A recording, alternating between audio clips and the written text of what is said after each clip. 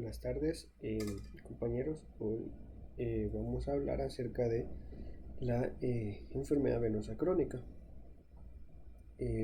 Pues, como sabemos, la insuficiencia venosa crónica de las extremidades inferiores es una enfermedad muy importante, ya que tiene bastante prevalencia, sobre todo en las personas mayores.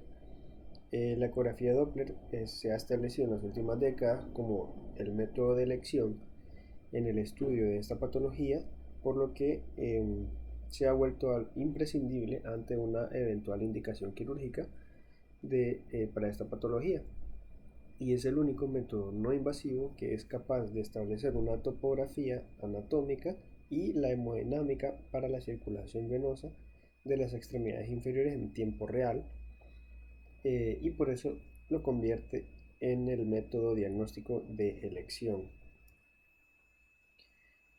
Eh, pero, ¿qué es entonces la enfermedad venosa crónica? Pues va a ser un conjunto de signos y síntomas derivados de la hipertensión venosa en los miembros inferiores debido a un mal funcionamiento valvular de los sistemas venosos. Es una enfermedad vascular bastante frecuente que afecta del 20 al 30% de la población adulta y al 50% de los mayores de 50 años. Tiene una prevalencia en las mujeres de un 20 a 25% y en los hombres del 10 al 15%. Sin embargo, el número de pacientes puede ir aumentando según la edad. Existen diversos grados de gravedad y que constituyen un problema de salud pública. ¿Cuáles son las causas de esta enfermedad? Pues básicamente todas son consecuencias de una avalvulación, que esta puede ser primaria o secundaria. En la primaria pues van a ser básicamente las varices esenciales por la afectación del sistema venoso superficial y de las perforantes, y la avalvulación secundaria, que va a ser ya por una causa postrombótica, un paciente que tuvo trombosis y se dañaron ocurre una destrucción valvular que tiene lugar en el sistema venoso profundo, básicamente. ¿Qué es lo que ocurre? Aquí va a haber una incapacidad de la vena para conducir el flujo de sangre en el sentido cardiópeto, ya sea por una obstrucción del drenaje venoso, por existencia del reflujo o por una combinación de ambas. O sea que las enfermedades venosas crónicas van a ser siempre resultado de la hipertensión venosa en las extremidades inferiores. Y esta hipertensión venosa generalmente va a ser causada por un reflujo en el compartimiento venoso superficial. Perdón. Existen algunos factores de riesgo para que los pacientes desarrollen una enfermedad venosa crónica. Por ejemplo, la edad avanzada, como les mencioné, que el número de pacientes aumenta según la edad, la bipedestación prolongada, el tabaquismo, el trauma en las extremidades inferiores, antecedentes familiares, la obesidad y el sedentarismo. Esta enfermedad se va a manifestar inicialmente con pesadez, dolor y edema. La enfermedad varicosa se va a manifestar cuando las varices se hacen visibles, y los síntomas más tardíos pues van a ser cambios de coloración de la piel, trastornos tróficos que pueden llevar a complicaciones como la varicoflebitis, varicorragia, el aumento de la cicatrización del tiempo, de la cicatrización de las heridas, una dermatitis o úlceras tróficas. Existe también una clasificación clínica que no voy a ahondar mucho en esto, pero sí hay que conocerla porque generalmente vienen referidos estos pacientes en la solicitud con su clasificación clínica, ¿verdad? Que tiene una nomenclatura, ¿verdad? Específica en la que, por ejemplo, el, la manifestación clínica se va a representar con la letra C y el número correspondiente de acuerdo a lo que manifieste clínicamente el paciente. La etiología con la letra E y la letra de lo que de la etiología que más se acople al paciente, ¿verdad? Si es primaria, pues sería EP, o si es congénita, sería EC en esta parte de la clasificación. En cuanto a la anatomía, la letra A seguida de la letra de donde esté ubicada, ¿verdad? La insuficiencia, si es de las superficiales, si es de las perforantes, de las venas profundas o no identificada. Y lo mismo con la fisiopatología, ¿verdad? La letra P seguida de la letra R en caso de que haya reflujo, la letra O en caso de que haya obstrucción o ambas, ¿verdad? Ok. Bueno, en cuanto a la anatomía, es importante saber que la vena safena interna es el tronco más importante del sistema venoso superficial y que se origina en la cara anterior del maleolo interno y cruza desde la pierna hasta la ingle a través de la cara interna del muslo, ¿verdad? Y va a drenar a través del callado, de su callado al sistema venoso profundo en la vena femoral común. En cambio, la vena safena menor o externa, esta se origina por detrás del maleolo externo y asciende por la línea media de la pantorrilla, drenando al sistema venoso profundo a nivel de la poplitea. Bueno, hay ciertas, en aproximadamente un tercio de los casos, esta se puede continuar hacia la vena safena interna a través de la vena de Giacomini, ¿verdad? Que sería una variante anatómica.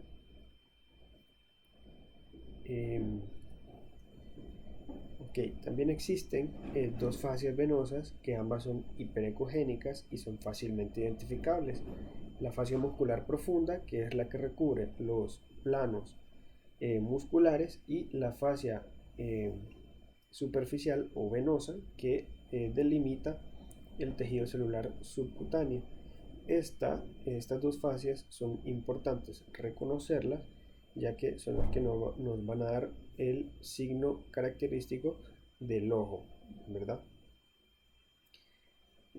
Y eso es lo que nos va a permitir delimitar las redes venosas, que existen varias, como les voy a mencionar ahorita. Aquí vemos un esquema de una sección transversal del miembro inferior izquierdo, en la que está representado como R1 el sistema venoso profundo, R2 el sistema superficial, R3 las colaterales, y existe una red R4 que ya les voy a mencionar más adelante. En este caso la red primaria vendría a corresponder a el sistema venoso profundo porque tiene una localización profunda con respecto a la fascia muscular, y aquí se sitúa el sistema venoso profundo que sigue un trayecto paralelo a las arterias desde el pie hasta el muslo y va a estar constituido por las venas plantares, las venas tibiales, la poplitea y la vena femoral. Tenemos la red secundaria o R2, que esta es la que se encuentra entre ambas fascias y es la que le va a dar el signo del ojo, ¿verdad? Van a estar dentro del compartimento safeno. Este va a estar compuesto por la vena safena interna y la vena safena externa y sus variantes anatómicas, ¿verdad? Como les mencioné. En este caso podemos observar eh, la vena safena anterior, que ocupa una posición anterior respecto a los vasos profundos, que es esta es una vena safena accesoria, ¿no? Safena accesoria anterior. Ok. La red terciaria o R3 esta la integran las venas que están situadas por fuera de la fascia superficial y suelen corresponder a las venas safenas o a las originadas, las ramas de las safenas, perdón, o a las que se originan desde las perforantes.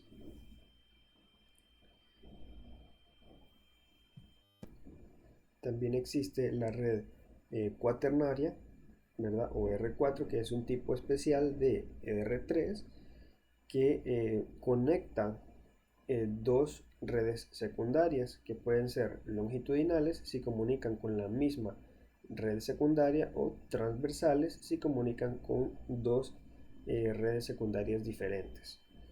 En esta imagen podemos observar los paquetes varicosos que están constituidos mayoritariamente por dilataciones y tortuosidad de la red, los vasos en las redes terciarias, perdón, y cuaternarias. Okay.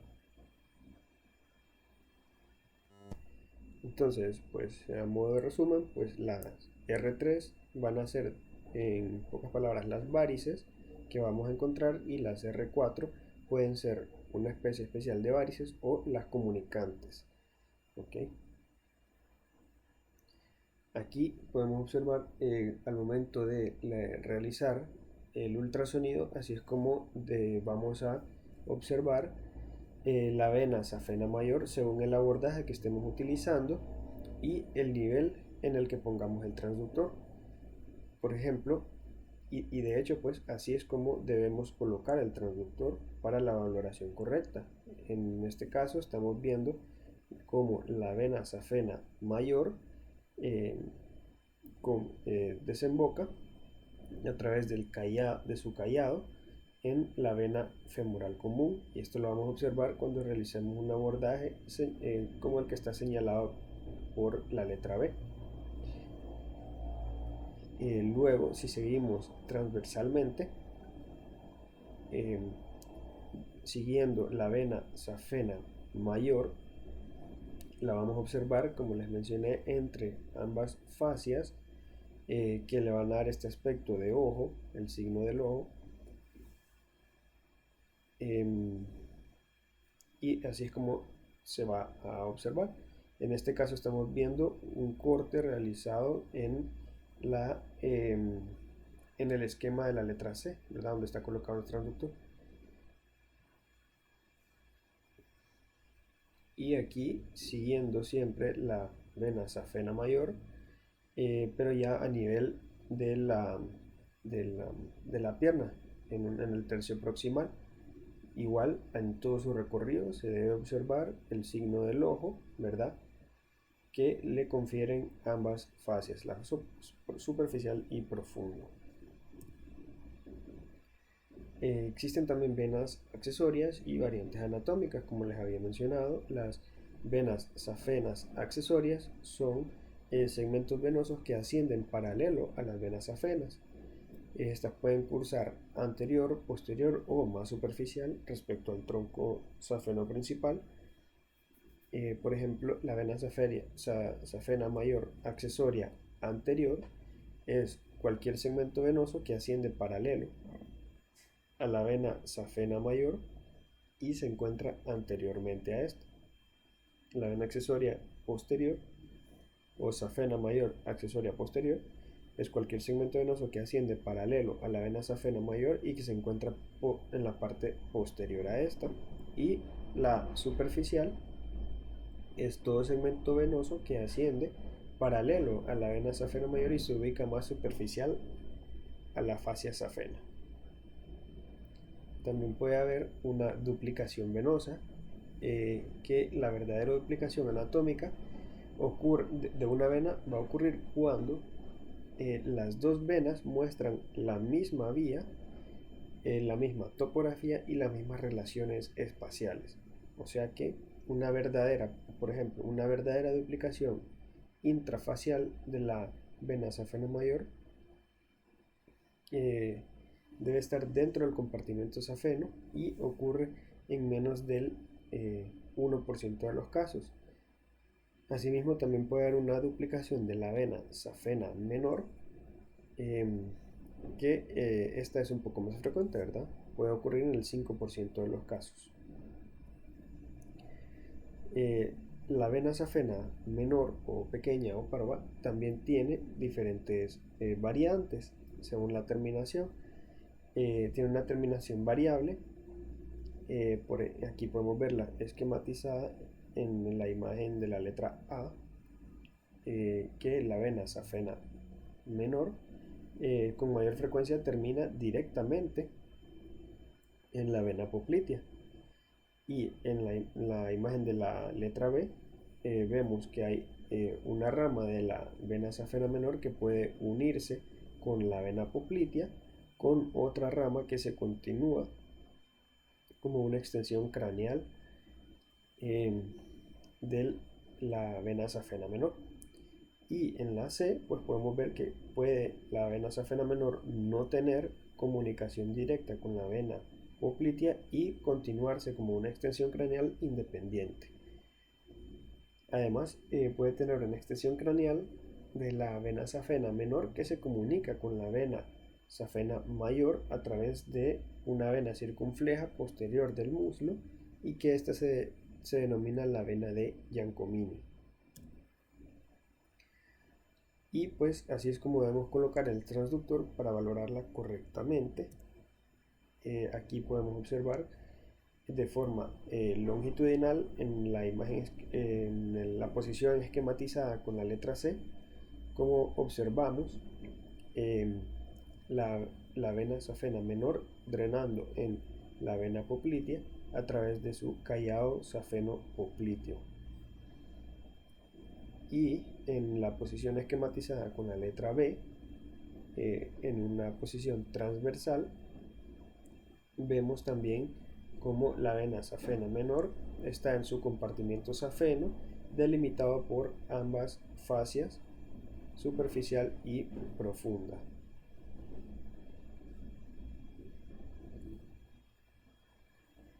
Entonces, en resumen hasta aquí, ¿verdad? Tenemos que reconocer la red primaria, que va a ser profunda respecto a la fascia muscular, y que aquí se sitúa el sistema venoso profundo, que sigue un trayecto paralelo a las arterias desde el pie hasta el muslo. Va a estar constituido por las venas plantares, las tibiales, la poplitea y la femoral. La red secundaria o R2, que esta va a estar entre ambas fascias, que va a estar con el signo del ojo que hemos mencionado, y se localiza el sistema venoso superficial. Este va a estar constituido por la vena safena interna, la vena safena externa y sus variantes anatómicas, la safena accesoria anterior o la vena de Giacomini. La red terciaria o R3, que esta la integran las venas situadas por fuera de la fascia superficial y va a estar constituido por ramas dependientes de las venas safenas o que se originan desde las perforantes, o sea, las varices, ¿verdad? Básicamente, y las R4 o red cuaternaria, que son un tipo especial de R3 que conecta dos R2. Como les mencioné, pueden ser longitudinales si comunican con la misma red secundaria o transversales si comunican con dos redes secundarias diferentes.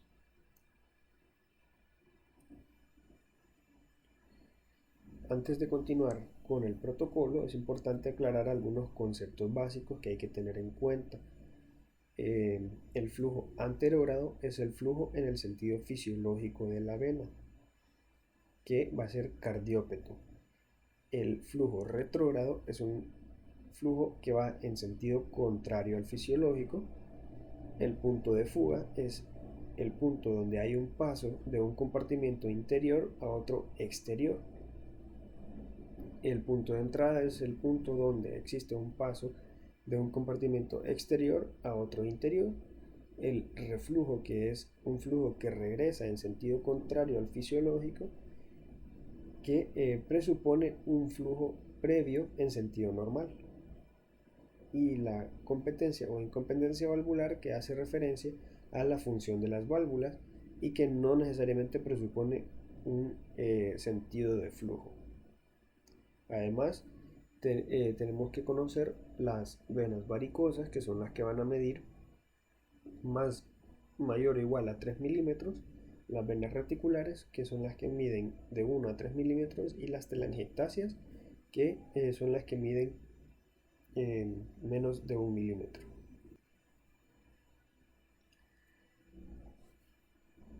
Okay. Entonces, ¿qué es la insuficiencia venosa? Pues es un fenómeno que se puede definir como un shunt o derivación veno-venosa o circuito retrógrado, perdón, que esté constituido por un punto de fuga eh, que, que generalmente es un trayecto que va a tener el flujo retrógrado por las varices y un punto de reentrada al sistema venoso profundo a través de las perforantes. Estos shunts o derivaciones pueden ser cerradas o abiertas según cómo la sangre recircule o no en su interior. Y los shunts cerrados son los que generalmente van a producir una sobrecarga del sistema. Por ejemplo, aquí podemos observar en la imagen A el shunt tipo 1, que básicamente el flujo es de R1 a R2 y luego a R1 de nuevo. Entonces el punto de fuga se establece entre el sistema venoso profundo y, en este caso, el callado de la safena. Esto ocasiona una safena retrógrada con un punto de reentrada a través de una perforante localizada en la misma safena, y esto lo haría un shunt cerrado. Aquí vemos flujo anterogrado normal, reflujo en la unión con el callado safeno, que ocasiona que todo el trayecto de la safena sea retrógrado porque la sangre vuelve a reentrar a través de una perforante al sistema venoso profundo. En la imagen B observamos un shunt tipo 2 en el que el punto de fuga se origina en la propia safena. En este caso pueden ser abiertos si la colateral desemboca en el sistema venoso profundo, o cerrados si la colateral desemboca en la vena safena. Entonces aquí podemos observar un flujo anterógrado de la vena femoral común y una porción de la vena safena mayor con un flujo anterógrado que tiene un punto de fuga, el cual por el cual se está yendo la sangre, y sigue la poca sangre que logra pasar más hacia cefálico, pues va a continuar su flujo anterógrado normal. Esto cuando es un shunt abierto, tipo 2, pero abierto. Pero cuando es cerrado, en este pues vamos a observar que la vena safena mayor tiene un flujo anterogrado normal, pero con una red cuaternaria, ¿verdad? En este caso es una comunicante longitudinal que comunica con el mismo sistema venoso superficial, pero que tiene un flujo retrógrado, con un punto de reentrada hacia la misma safena mayor. En la imagen C vemos un shunt tipo 3, que es básicamente igual al tipo 1, pero no está completamente insuficiente. Hay una fuga hacia las epifaciales con un punto de reentrada en una perforante a través hacia el sistema venoso profundo, ¿verdad? Esto lo haría un shunt cerrado.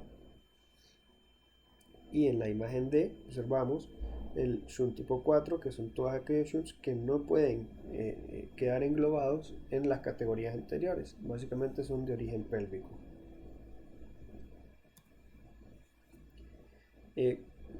También existen criterios para decir qué grado de reflujo puede tener el paciente, ¿verdad?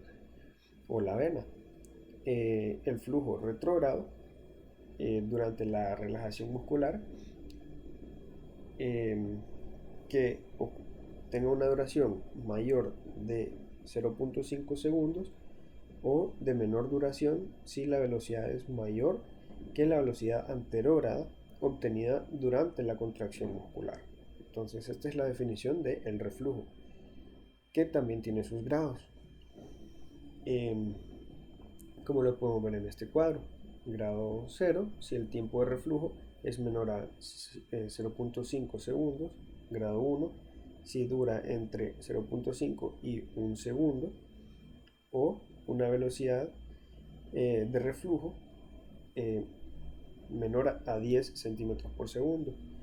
La grado 2 con una duración del reflujo de 1 a 2 segundos, con velocidad de reflujo de 10 a 20 centímetros por segundo. La grado 3 con duración de reflujo de 2 a 3 segundos, con velocidad de reflujo de 20 a 30 centímetros por segundo. Y grado 4 cuando el reflujo dura más de 3 segundos y o tiene una velocidad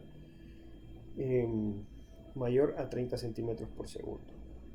Ok, entonces, en cuanto a la técnica de exploración, es importante conocer algunas de las indicaciones, ¿verdad? Va a ser para pacientes con varices sintomáticas o trastornos tróficos que sean candidatos a una cirugía, por ejemplo, que tengan úlceras, dermatitis, atrofia o edema o dolor en la pierna y que sea de origen incierto.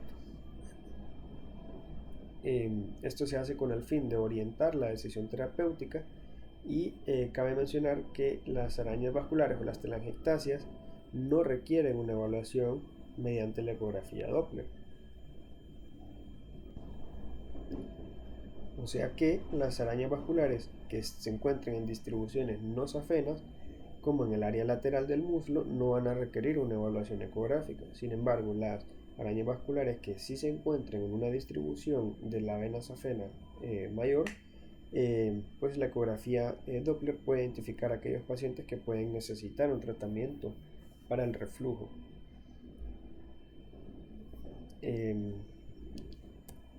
Tenemos algunos requerimientos técnicos, por ejemplo, el equipo de ultrasonido, ¿verdad? En modo B, que tenga Doppler color y Doppler pulsado, el transductor lineal de alta frecuencia, para poder obtener imágenes de buena calidad de las venas superficiales, y el transductor sectorial, que va a ser útil para el sistema venoso profundo, o en pacientes con piernas gruesas o muy edematosas que no podamos alcanzar con el transductor lineal.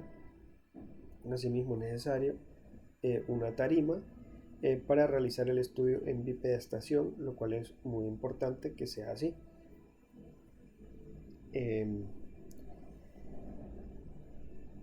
La sistemática de evaluación, pues con el paciente en el decúbito supino podemos valorar el sistema venoso profundo desde la vena femoral común hasta la poplitea y la bifurcación de los troncos tibio-peroneos, con el fin de asegurar una permeabilidad y competencia del mismo. La existencia del reflujo de la vena femoral común y la vena poplitea se debe valorar a unos centímetros por encima de la unión safeno-femoral o safeno-poplitea respectivamente.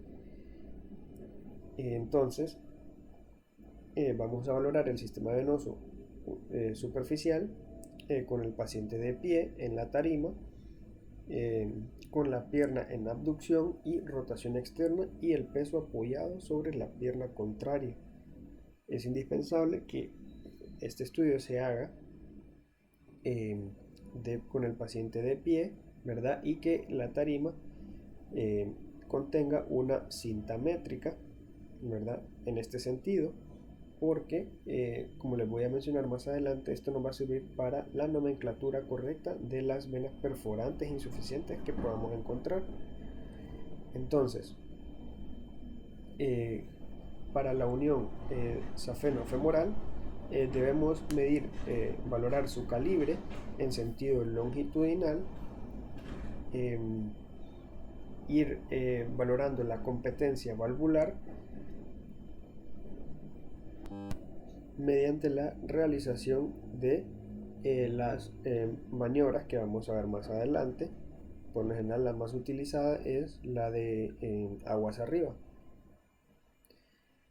Eso en cuanto a la unión safeno-femoral. En la vena safena interna esta se debe medir a 3 centímetros por debajo de la unión safenofemoral, en la mitad del muslo, en la rodilla y en la parte inferior de la pierna. Se debe identificar los vasos dilatados o que haya reflujo en el Doppler color y valorar la morfología de la onda espectral con el Doppler pulsado. Entonces, la vena safena interna se debe valorar su calibre continuamente, porque los cambios del calibre nos pueden dar pistas importantes sobre la alteración fisiológica. En cuanto a la vena, la unión safeno-poplitea, debemos valorar el calibre de la unión safeno-poplitea. Se debe medir también a 3 centímetros de la unión, colocar el Doppler pulsado, y aquí generalmente se comienza por encontrar la vena safena menor en el espacio safeno, en el tercio superior de la pantorrilla, y luego se sigue el trayecto de la vena safena menor valorando su diámetro, así como su relación con las eventuales tributarias varicosas o la vena poplitea. También se debe valorar la morfología de onda y el reflujo al realizar la maniobra de aumentación o de compresión distal o de aguas arriba, que vamos a ver. Ok, para la vena femoral común, la vena femoral y la vena poplitea, se debe analizar la morfología de la onda espectral con un Doppler pulsado y evaluar si existe reflujo. Además, se debe evaluar si existen cambios postrombóticos, por ejemplo redes vasculares, engrosamiento de la pared de la vena o calcificaciones de la misma. Evaluar las venas ilíacas. Es importante también evaluar la onda espectral, y que debe ser fásica y modificarse con la respiración para descartar que exista una obstrucción proximal de las venas ilíacas, ya que si esto es así, entonces el sistema venoso superficial estaría llevando la sangre de forma colateral hacia arriba, y esto se denomina un flujo vicariante, que como lo podemos ver acá, al haber una obstrucción de la proximal de la ilíaca, la sangre se deriva del sistema profundo al superficial, y el superficial es el que estaría principalmente llevando la sangre hacia el corazón. Lo que les había mencionado de las venas perforantes, estas son las venas que atraviesan la fascia profunda para conectar las venas profundas y las superficiales, ya sea de la pantorrilla o del muslo. Estas también contienen válvulas que evitan el reflujo de las venas profundas hacia el sistema superficial, y lo más preciso para su localización es identificarlas por su distancia con la planta del pie en centímetros y por su ubicación con las horas del reloj. Por eso es que les mencionaba que la tarima en donde colocamos al paciente para realizar el estudio debe tener una cinta métrica para nosotros poder ver a cuántos centímetros de la planta del pie estamos encontrando una de estas perforantes, y se denominan según las horas del reloj según este esquema. Es importante tener siempre en mente que por ejemplo la hora no siempre va a ser la misma en la extremidad derecha con la extremidad izquierda. Por ejemplo, la hora 9 en el miembro inferior derecho va a estar en el lado externo, y en el miembro inferior izquierdo la hora 9 va a ser del lado interno. Entonces eso es importante tenerlo en cuenta para evitar confusiones. Aquí en esta imagen podemos observar una vena perforante que se conecta con la vena, que conecta la vena safena menor con la vena femoral. Aquí la podemos ver perforando la fascia profunda y comunicándose con la vena femoral, que sería entonces es perforante porque está comunicando un sistema venoso superficial con un sistema venoso profundo. Aquí lo podemos ver con el Doppler color, su trayecto tortuoso y completo de cómo se conectan los dos sistemas. Aquí también otro ejemplo de una vena perforante dilatada, mayor de 3 milímetros, con reflujo al aplicar el Doppler color. Aquí, con su nomenclatura correcta, una vena perforante con reflujo en el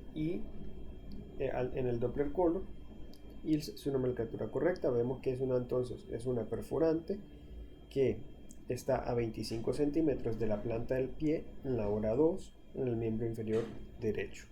Importante siempre poner la lateralidad de lo que estamos evaluando, por lo que les mencioné anteriormente.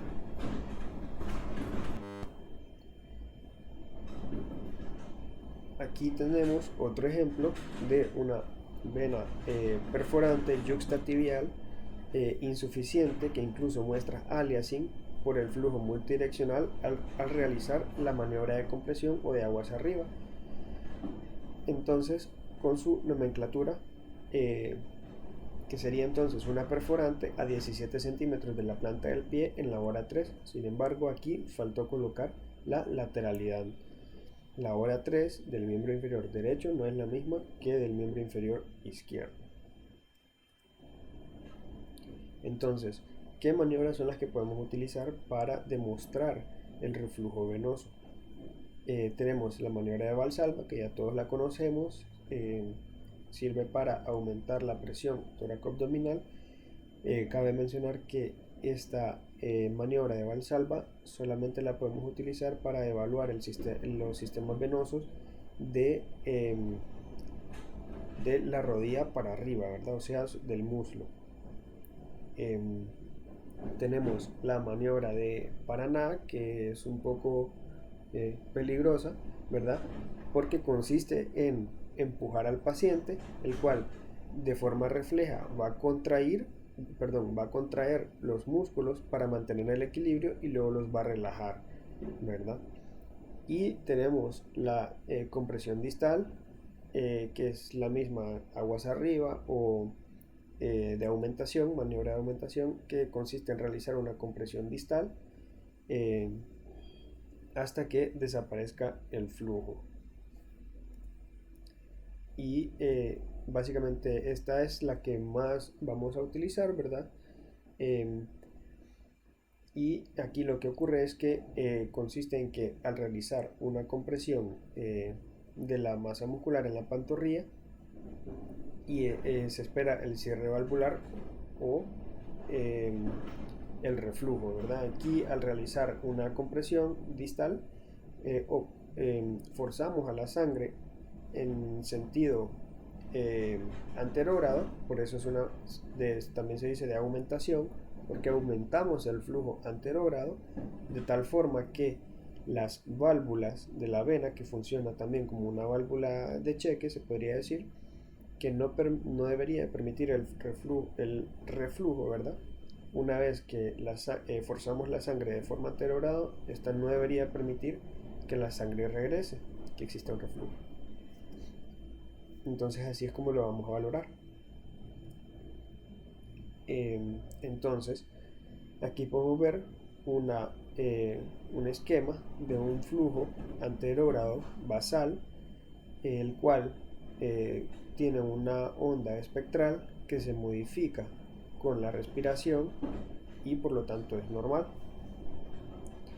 Al realizar el cierre valvular, el momento de la compresión, va a ocurrir un cierre de la válvula y vamos a observar mayor flujo anterógrado, un aumento del flujo anterógrado. Sin embargo, si esta vena o esta válvula está insuficiente, vamos a observar un reflujo que se va a representar en el otro lado de la línea de base. Por ejemplo, en este caso, el flujo anterógrado estaba siendo representado por debajo de la línea de base y el flujo retrógrado o el reflujo se vio representado en el lado contrario por encima de la línea de base.